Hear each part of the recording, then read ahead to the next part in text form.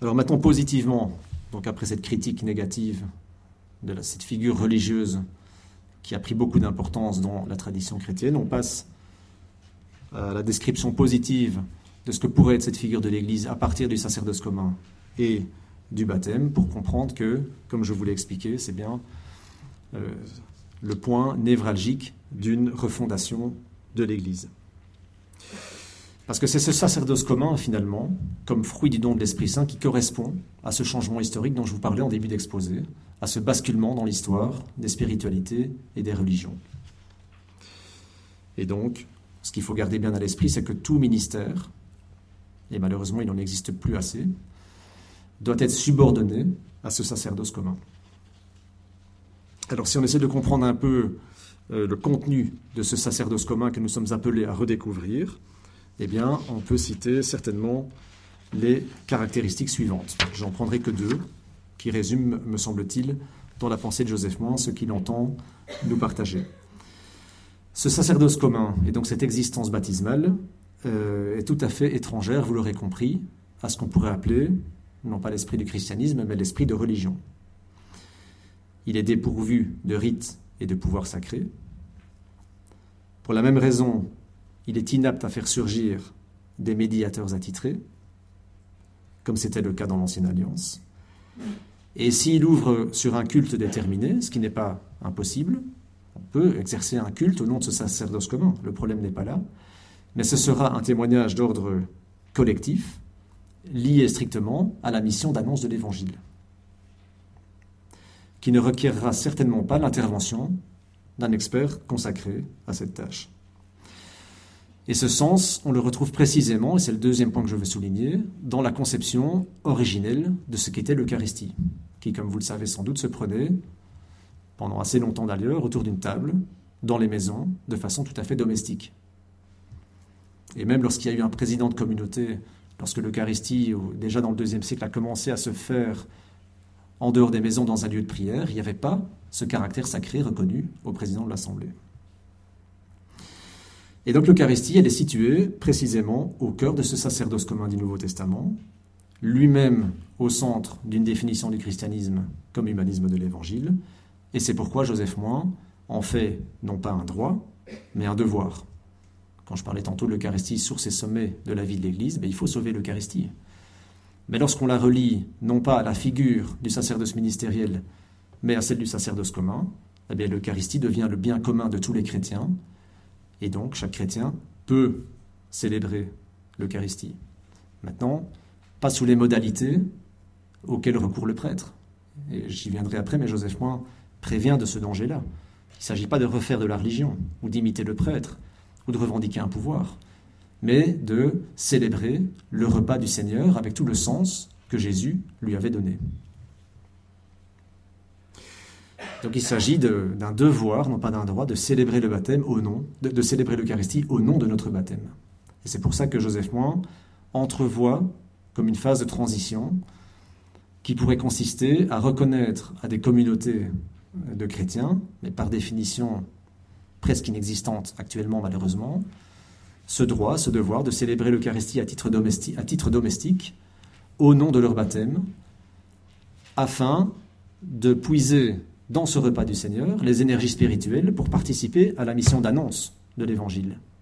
Et cette Eucharistie privée pourrait parfaitement exister, à condition qu'elle soit reconnue par l'autorité, mais ça c'est tout le problème, à côté des célébrations dominicales, plus cultuelles et plus rituelles que nous connaissons pour l'instant, et qui en effet ont leur valeur au titre d'une manifestation de l'universalité de l'Église. Donc l'idée, ce serait que ces communautés, en continuant à participer à ces Eucharisties paroissiales, montrent leur attachement à l'universalité de l'Église. Mais en leur reconnaissant le droit de la célébrer à titre privé, on leur reconnaît, à tout chrétien, la pleine appartenance à la mission d'annonce de l'Évangile. Donc là, il y a comme un rééquilibrage à faire.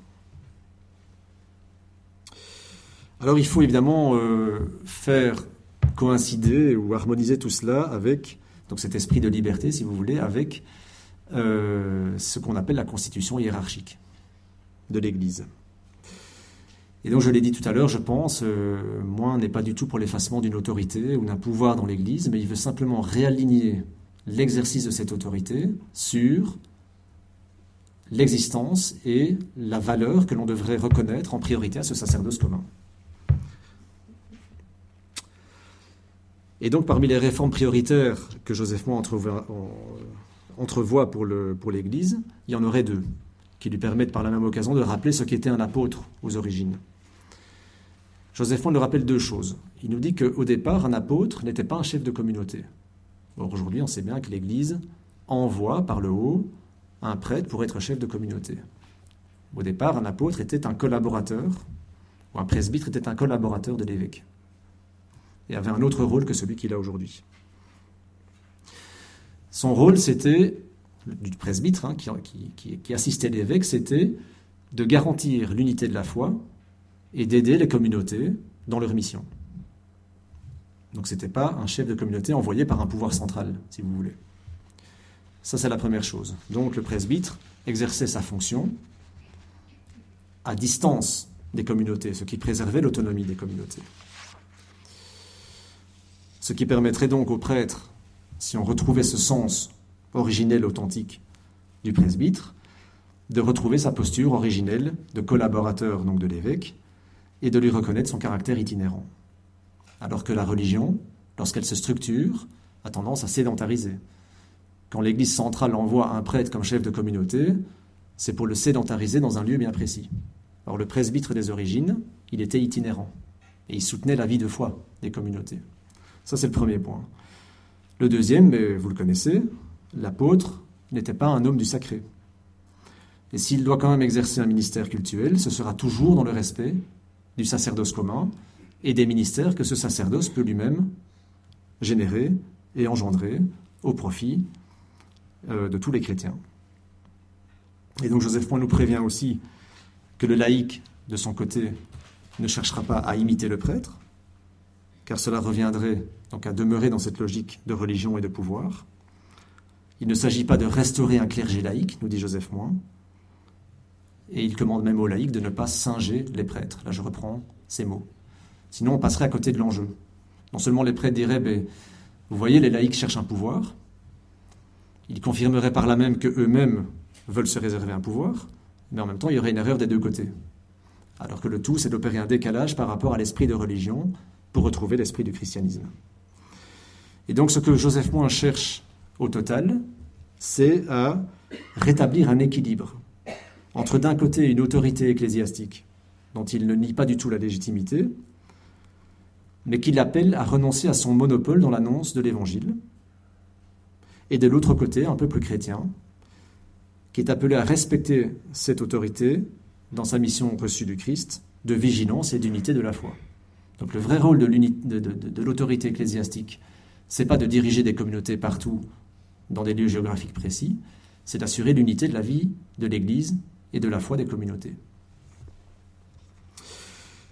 Et donc chacun, de son côté, participerait, si vous voulez, à cet unique sacerdoce du Christ dont je vous ai parlé.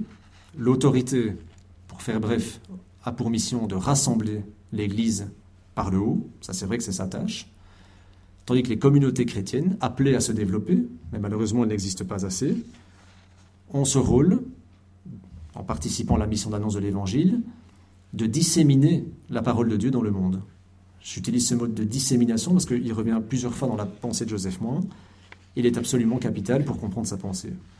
Et le point de déséquilibre aujourd'hui, c'est qu'on a uniquement le premier principe qui fonctionne. On a une autorité qui essaie de rassembler l'Église, mais sur un mode religieux et pyramidal. Et on n'a pas suffisamment d'ouvriers. L'Église appelle les ouvriers, mais quand elle appelle les ouvriers, elle appelle des prêtres. Pourtant, les ouvriers, c'est nous. Il n'y a pas assez d'ouvriers, si vous voulez, pour disséminer la parole dans le monde.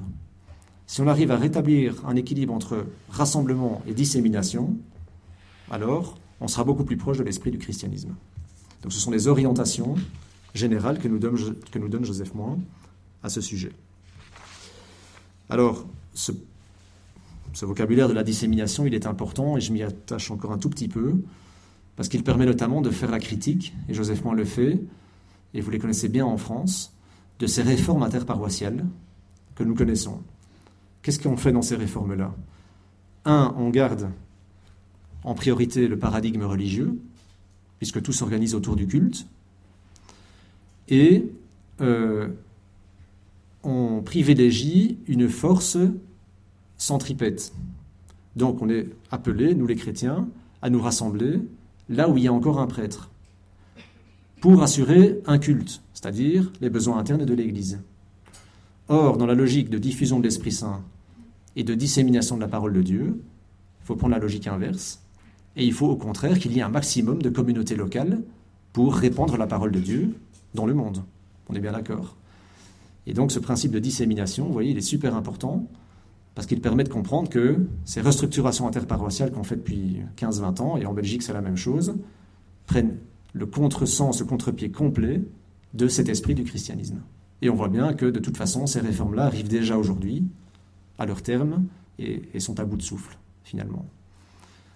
Mais le plus important là-dedans, c'est que c'est la logique religieuse qui continue à prévaloir. On essaie de restructurer l'Église ou de la réformer en fonction des besoins cultuels, donc religieux, des fidèles. Or, ça ne devrait pas être la priorité.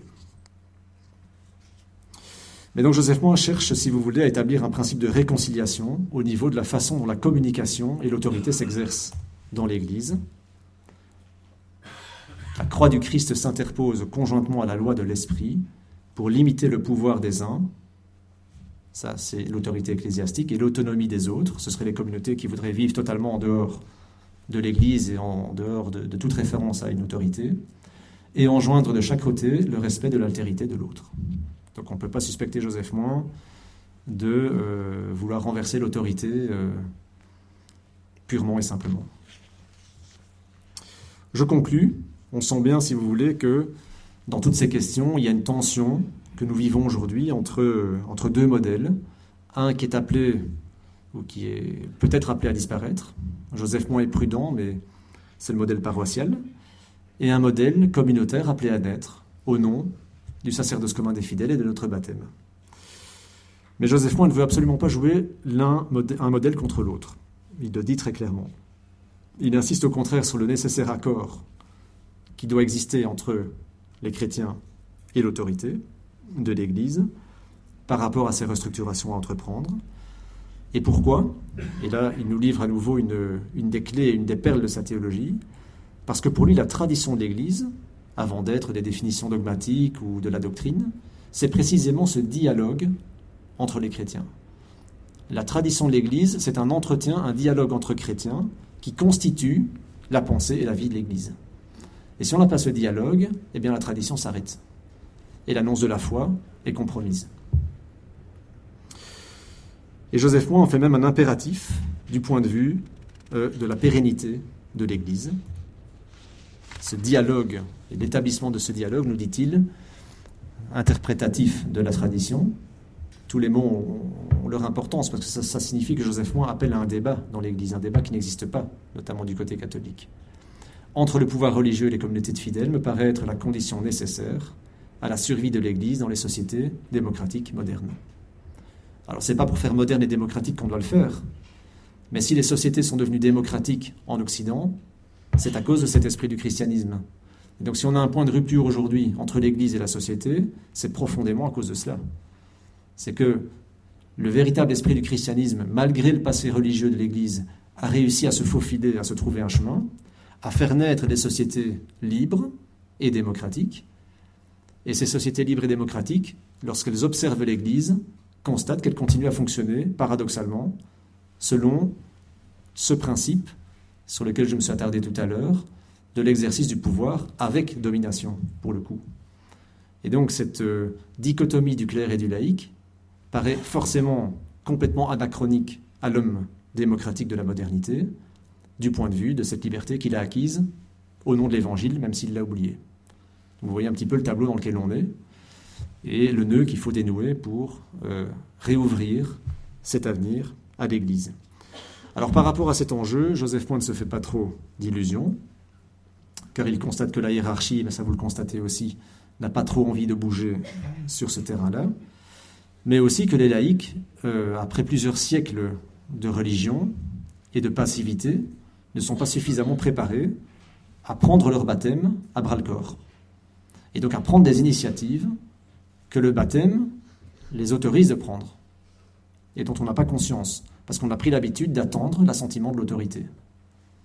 Donc on est tout le temps dans des jeux de paradoxes. En même temps, il faut l'accord avec l'autorité pour que la tradition de l'Église continue, et en même temps, on a le droit de prendre des initiatives au nom de cette vie de l'Esprit Saint qui vit en nous en tant que baptisés. Et c'est toujours ça qu'il faut essayer de réconcilier.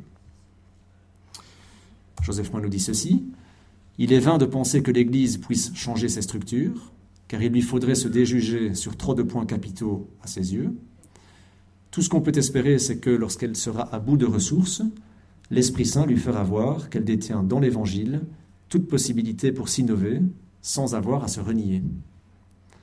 S'il y a un motif d'espérer, c'est le prophétisme dont je vous parlais tout à l'heure, ou l'autre versant du prophétisme, contre toute apparence, c'est de miser sur l'Évangile et non pas sur la religion. » Et par cette citation, je boucle la boucle de ce que je voulais vous dire ce soir. Alors Joseph Moy propose une double posture, finalement, par rapport à cette situation très concrète que nous vivons aujourd'hui et qui est conforme, me semble-t-il, au principe que j'essaie de vous exposer. C'est de bousculer cette autorité ecclésiastique tout en la respectant et en respectant aussi la temporalité qui malheureusement est parfois assez longue, qui a toujours été celle de la tradition de l'Église, entre continuité et innovation.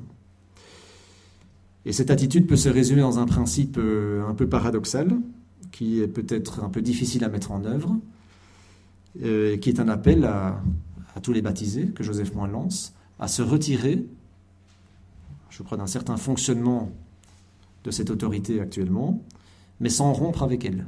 Donc c'est l'idée de se retirer sans rompre. On est là sur une ligne de crête que je ne suis même pas sûr d'avoir bien compris parce que c'est compliqué à mettre en œuvre.